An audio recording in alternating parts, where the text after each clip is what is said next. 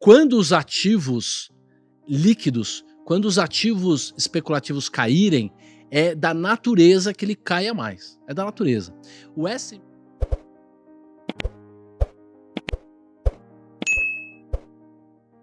O Bitcoin. Quem já usou Bitcoin? Para que serve o Bitcoin? Ah, cara, tem vários... Você já usou Bitcoin? Tem vários, já usei. Pra quê? Já usei. Especular. Não. Pra comprar NFT. Especulação também, que se cair fora na hora certa também. É, o universo Bitcoin. NFT, Bitcoin. só. Agora, tipo, o que mais serve? Mundo real. É só negar imposto. Mundo real. Só negar imposto. Então, assim... É tipo, ó, você tem 1.000 conto aí, passa pra sua conta. Não, manda Bitcoin. Então... Você pronto. O Bitcoin... Eu ia em eventos muito grandes, quando as pessoas ainda me chamavam, e eu perguntava isso, falava assim, quem tem Bitcoin? Aí todo mundo levantava a mão. Eu falei, quem usou Bitcoin nos últimos 6 meses? Não, você só usa pra sonegar, na moral. 2, 3 pessoas. Então, mas aí é melhor ter um offshore, sinceramente. Não, é lógico que é o mesmo lugar que o corrupto tem a conta dele também, nunca. As offshores, ó essa dica. Não que eu tenha lá, teve incentivando ninguém. A offshore nunca vai acabar. Porque o mesmo cara que é o corrupto, ele tem a conta lá, do lado da tua. Então não tem jeito. É o dinheiro onde todo mundo tem dinheiro, é na offshore. Aquilo ali sim não vai colapsar. Ó, antes de você continuar. Quem tá acompanhando a gente pela primeira vez, todo mundo que vem aqui de cripto, eu subo na cabeça. Tipo assim, eu encho o saco. Sim. Por quê? Cara, porque Bitcoin pra mim é o negócio mais insano que existe, assim. Não faz sentido algum. E todas as teses que já foram utilizadas estão caindo por terra. Pra mim, uma das maiores, inclusive, caiu por terra depois do crash. Não, Que? Eu tô falando NFT, cara. Que NFT, mano? Olha a minha cabeça, caralho. Deu um branco aqui agora. Não, cara. Mas eu vou falar do Bitcoin, você vai lembrando. Que foi aprovado pela SEC. Os ETFs. Os ETFs, Isso, a descentralização. Eu falo, não esquece. Os caras querem dominar isso aí, os caras vão dominar isso. ETF de Bitcoin vou te falar uma coisa. É uma coisa mais poética que existe. E você vê o cara da BlackRock falando bem de Bitcoin e o maximalista... Safado. O maximalista defendendo o CEO da BlackRock. Safado. É muito engraçado. Isso tudo é muito engraçado. O fato é o seguinte. O senhor Nassim Taleb era a favor do Bitcoin, tinha Bitcoin, libertário. Eu sou economista austríaco a minha vida inteira. Vou gravar um curso com o professor Marcelo Andrade, inclusive, sobre economia austríaca, história da economia e tal. Então, sou totalmente contra o governo, quero que o governo seja o mínimo, adoro o Milei e tudo mais. Mas o fato é o seguinte, o Nassim Taleb, depois que veio o crash, ele ficou injuriado com o Bitcoin, porque ele achou que ia proteger da queda. E aí ele chegou à conclusão que o Bitcoin não protege de grandes quedas do mercado. E aí ele começou a estudar para valer. E aí ele fez um paper que é o Black Paper. Tem o White Paper, que é do Satoshi, e tem o Black Paper do Nassim Taleb. E nunca ninguém me refutou nesse paper.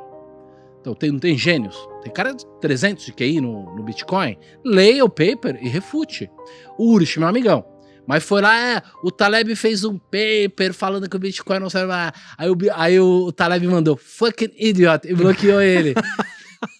O Taleb bloqueou o Urich. Ele faz isso, ele manda os caras, ele chama de fucking idiot, todo mundo. Por quê?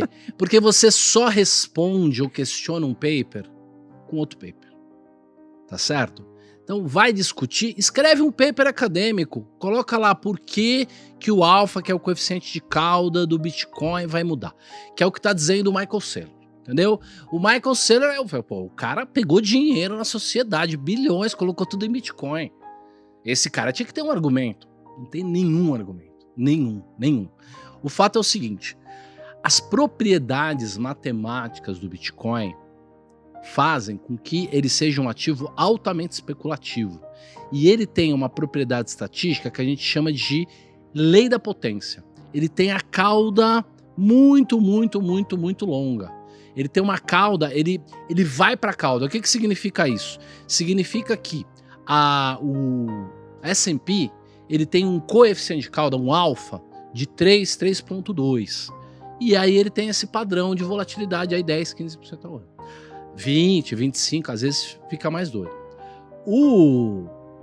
Bitcoin, ele tem, às vezes ele chega a 70% de vol ao ano, ele tem 40%, 50% de vol ao ano em média.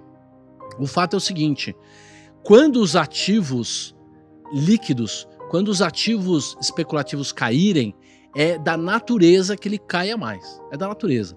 O S&P, por exemplo, se você pegar não é o S&P, o Nasdaq, se você pegar o Nasdaq multiplicado 3 vezes, que é um ETF lá, do QQQ lá, e você comparar a variação dele com o Bitcoin, é quase igual.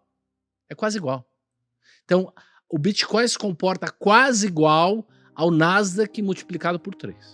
Isso significa que se no crash a gente tiver queda de 60% do Nasdaq, o que é de se esperar do Bitcoin? Nossa senhora. Uma queda de 90%. Tranquilamente uma queda de 90%. Não dá para esperar menos do que isso do Bitcoin. Agora, com uma queda de 90%, num cenário em que a sociedade está colapsando, conflito, a galera não usa para nada, é colecionável, vai ter o mesmo efeito das Lamborghini, dos Rolex. Nenhum, vai servir para nada. Entendeu? Então, eu acho que as pessoas vão abandonar o Bitcoin em algum momento, porque elas vão achar outra coisa para especular, e aí vai depender de como é que vai estar a sociedade. Ou, no mínimo, ele vai cair 90%, que já exige uma alta de 800% para recuperar. Então, assim, eu acredito que o Bitcoin é um ótimo ativo para especular, eu acredito que ele deve passar moleza de $100 mil. Moleza. Eu acredito que a gente vai ver muita Lamborghini, muita festa, muita esbanjamento, mas eu acho que quando a gente tiver a grande crise de liquidez, o Bitcoin vai cair 90%. E aí, esse argumento de que os novos senhores do mundo serão quem tiver Bitcoin, porque ele vai valer de colateral e bababá, e o dólar vai acabar, isso eu posso passar 20 horas discutindo e ninguém vem conversar comigo. Entendeu? Os caras me deixam isolado, porque não tem argumento. Não tem argumento. Então, Cara, eu sei, as pessoas precisam ter na sua mente esse cenário, que é possível que numa crise de liquidez, num grande crash, o Bitcoin caia 90%. E vai gerar um impacto muito negativo.